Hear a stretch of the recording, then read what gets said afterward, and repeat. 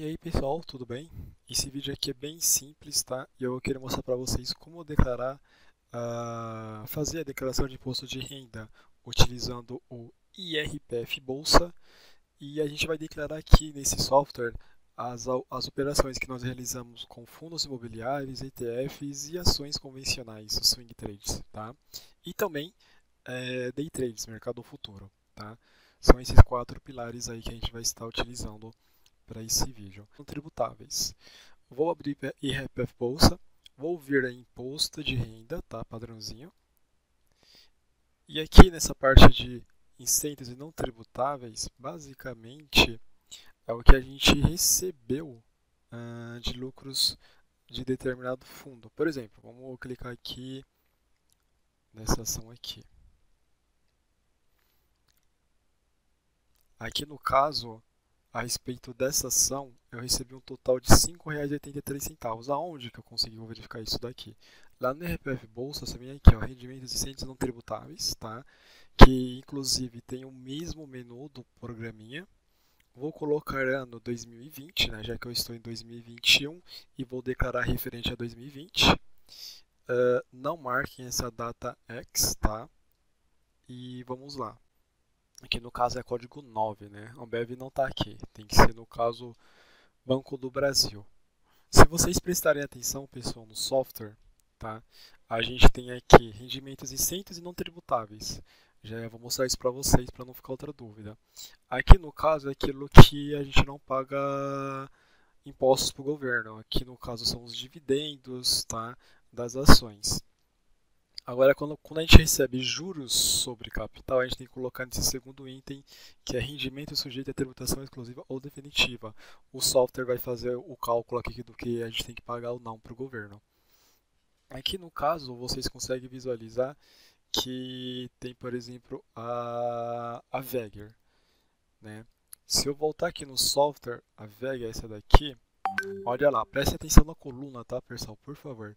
Ele tem até o campo de observação. Quando a gente receber lucros e dividendos, a gente vai colocar na primeira opção rendimentos isentos não tributáveis, tá?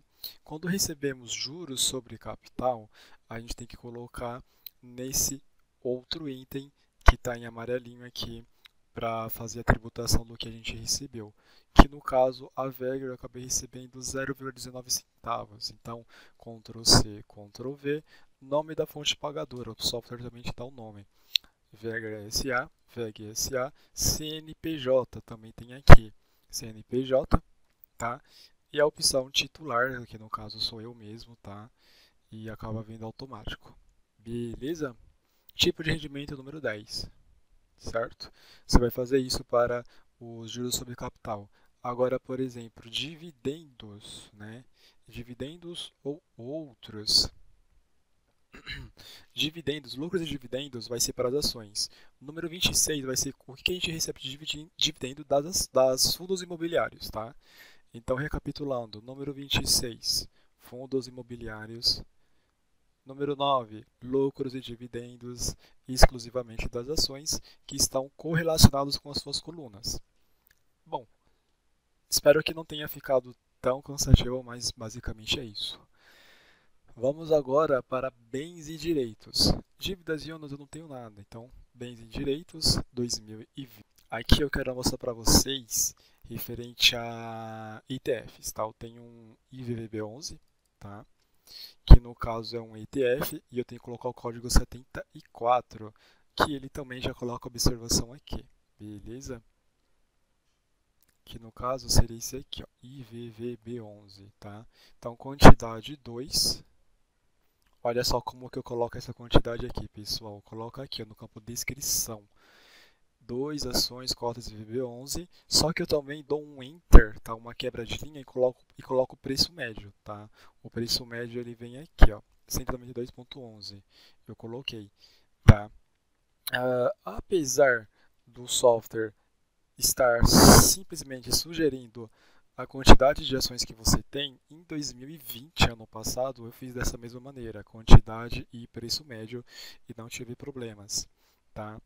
E a situação no final do ano é essa aqui, ó, 384.22, 384.21.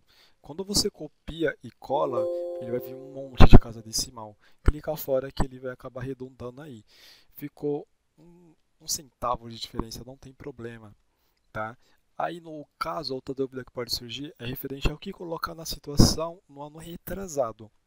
Bom, como é o segundo ano que eu utilizo esse software para a realização de declaração de imposto de renda, é normal algumas ações eu já ter há pelo menos há mais de um ano, né? Desde 2020, no caso, né? Desde a última declaração.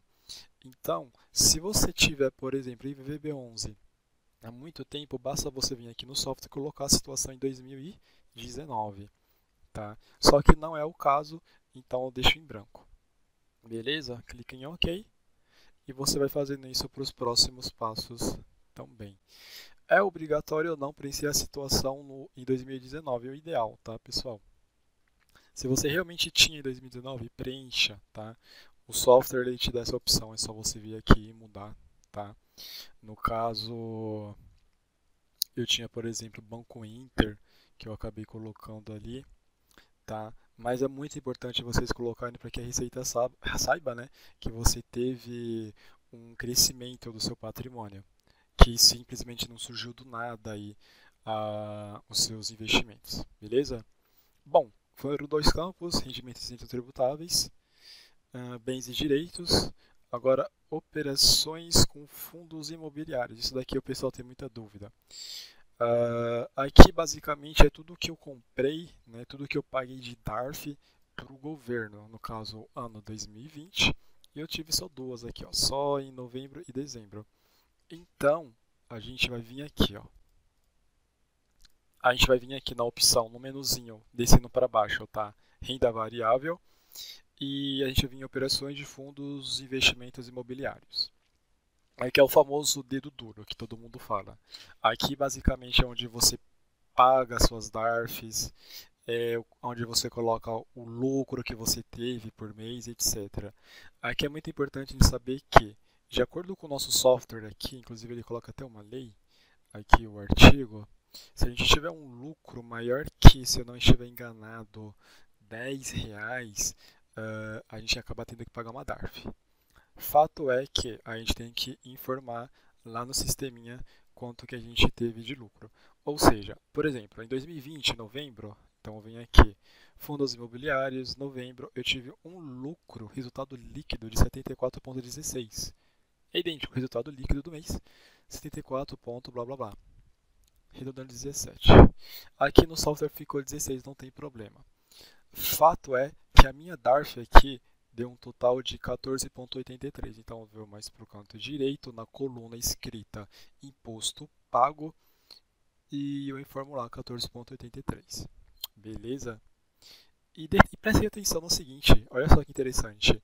Eu coloquei o que eu ganhei, né, o lucro que eu tive, 74,16, e o próprio sistema aqui da Receita, ele fala automaticamente o imposto que teoricamente eu deveria ter pago, 14,83, que é exatamente o que eu paguei, ou seja, o sistema faz sim o cálculo da nossa DARF adequadamente. Às vezes, algumas pessoas, eu já vi na internet comentando, quem garante que o software faz o cálculo da DARF de forma correta, etc. Bom, aí é uma das evidências para vocês. Tá? Em dezembro, o fato é que eu tive prejuízo de R$ 2,90. Não importa, você tem que colocar o sinal de menos e o valor do seu prejuízo, tá? Bom, operação de day trade agora é um pouquinho parecido. Day trade e swing trade, tá? Operações comuns. Aqui no caso, lá no nosso software, a gente vem para cá, operações comuns e day trade. 2020. E eu realizei algumas operações aqui em julho, agosto eu não tive operação nenhuma, tá? Mas eu tive um acúmulo, né? Que em relação a swing trade, acho que foi só em julho. Eu acredito que tenha sido só em julho. Ou seja, a gente vem aqui, seleciona um mês, julho, se eu não estiver enganado, e eu tive lá um prejuízo de R$ 114. Operações comuns, por favor, prestem atenção nisso, tá? preste muita atenção no tipo de operação que você realizou. No caso, tá? Mas só que a gente tem que colocar sempre o que se diz respeito à operação, tá? O resultado líquido, para não ter problema. 162,92. E depois acho que eu não tive mais nada. Setembro eu tive uma operação comum, 49,19. Eu venho aqui e coloco day trade, não tive nada. Deixar assim em branco. E também tem um menuzinho aqui de informações para vocês darem uma consultada, tá? Tirar algumas dúvidas, alguns manuais que eles têm. Bom, basicamente isso. Só com esse vídeo aí, de 10 minutinhos, a gente conseguiu declarar toda a nossa parte de renda variável, bens e direitos, e a parte que a gente recebeu de dividendos, juros sobre capital de ações ou fundos imobiliários.